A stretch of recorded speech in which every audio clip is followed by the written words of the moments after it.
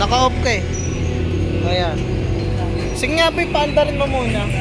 Pakita lang natin. Ayan.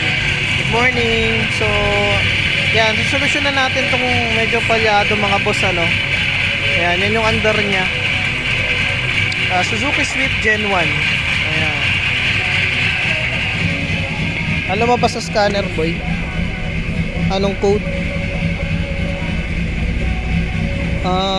Timing over advance, no? Camshaft position, timing over advance. Ayan. P0011. Patay mo na boy. Tulo ko, no?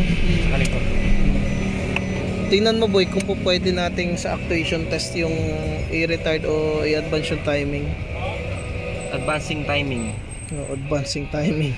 Nakaganyan, stationary lang. Hindi siya, pero May umandar check siya. engine. Paanda rin.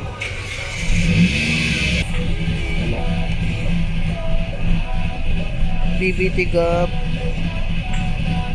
Tumutope. Dito nga ba ganun? Hindi ko makita eh.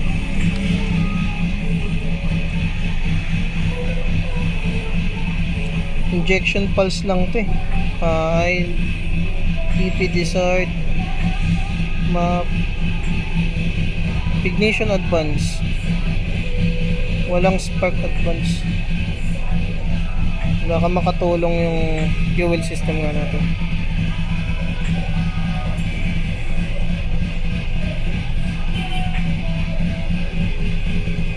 BBT gap negative oh. BBT yan. BBT gap negative. Hindi makapasok na maayos yung... Dapat kahit mga 18 lang to. Kapalitan yung BBT. Hindi, rekta muna natin yung BBT. Paano siya nire-recta? Patayin mo boy. Eto. Tanggalin natin to. Gagawin natin? Rekta mo tong PBT. Ano yung habang umandar? Hindi, kahit nakapatay muna. Pwede rin kahit na umaandar yun eh, pag magkukuman tayo. Pero yung nakapatay muna, tingnan natin kung gagana yung solenoid. Ano i-recta? Ito lang. Ayan mo lang sa terminal. Tingnan mo kung pipitik yung solenoid. Tapos ito? Oo. Hindi kaya. Kuha ka na lang ng panusok. Okay, testing natin gamit yung test probe, yung ating VVT solenoid. And napansin namin dito walang tumutunog or walang pumipitik sa solenoid niya, kaya papalitan namin to. Narekta lang naman natin yan mga boss eh. Positive negative lang din naman yan. Pwede rin naman gamitan ng battery. Ayan, napansin namin di gumagana. So ngayon magpapalit kami ng VVT solenoid and testing natin kung magiging okay na after natin magpalit. So let's go.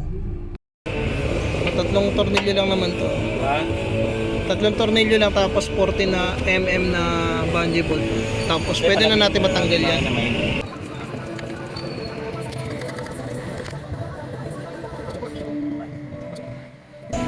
Yun, bago na to. Bagong surplus. Yan, clear mo. Camshaft position. Sige, tapos read mo nga ulit kung meron pa. Normal. Panda rin. No check Jinjin. I-rescan mo boy kung meron pa. No.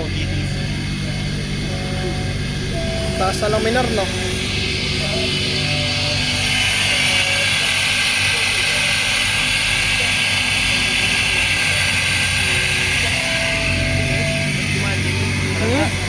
Ba't naman din? Tingnan mo nga boy yung boy, yung BBT gap sa data.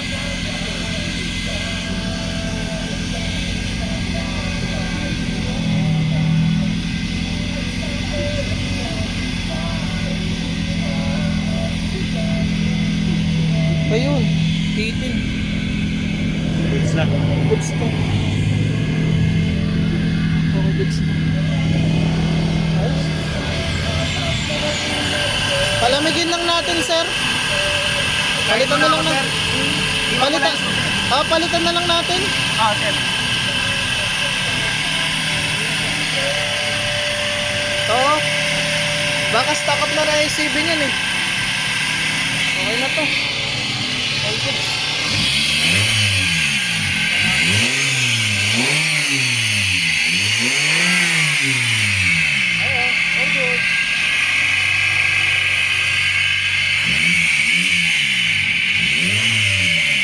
Ayun mga boss, bali nakuha na natin yung problema. Nagpalit lang tayo ng VVT solenoid. Nirekta natin, walang response o walang reaction yung VVT natin. Kaya nagpalit tayo ng SAR Plus. Then after nun, naging okay na. Clear natin yung fault code. Kaya yun yung naisip ko na problema kasi yun yung nag-a-allow ng oil o nagre-regulate ng oil papunta sa face cam gear natin para mag-advance o mag-retard ng timing. Okay? So minsan kung hindi problema yan o walang problema, pwedeng electrical o di kaya camshaft sensor, pwede ring dahil sa ating face cam gear ay sira na. Depende po kasi yan mga boss.